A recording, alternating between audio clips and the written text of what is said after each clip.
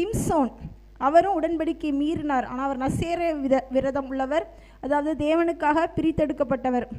அவர் அவருடைய நோக்கம் பெலிஸ்தீரின் கைக்கு நீங்களாக்கி இஸ்ரவேல் ஜனங்களை மீட்பது. ஆனால் அதை மீறி அவர் வேசித்தனம் செய்து பின்வாங்கி அவர் சில பூமிக்குரிய வாழ்க்கையில் அவர் சரீர ரீதியாக அநேக துன்பங்களை அடைந்தார்.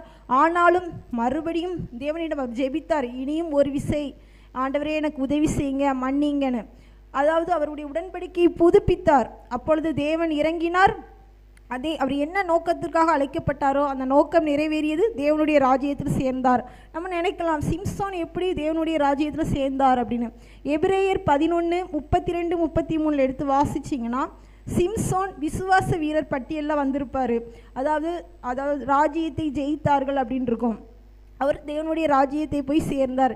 இதே போல் நம்மளுடைய அனைவருடைய வாழ்க்கையிலும் தேவன் நமக்குன்னு ஒரு தனிப்பட்ட விதத்தில் ஒரு உடன்படிக்கை பண்ணியிருப்பார். இந்த காரியத்தை நீ பண்ணனா இதை நான் பண்ணுவேன், நீ என் வாக்குக்கு செவி கொடுத்தனா என் ஜனமாக இருப்பாய், இந்த ஆசீர்வாதம் உனக்கு தருவேன், இதை மீறினா இந்த மாதிரி இருக்கணும். அந்த உடன்படிக்கை நம்ம காத்து கொள்ளும் பொழுது பூமிக்குரிய வாழ்க்கையிலும் சரி ஆவிக்குரிய வாழ்க்கையிலும் சரி நம்ம ஜெயம் பெறலாம், பரலோக ராஜ்யத்தை போய் சேரலாம். கர்த்தர் கொடுத்த இந்த வார்த்தைக்காய் கர்த்தரை ஸ்தோத்தரிப்போம். ஸ்தோத்திரம், ஸ்தோத்திரம், ஸ்தோத்திரம், ஸ்தோத்திரம்.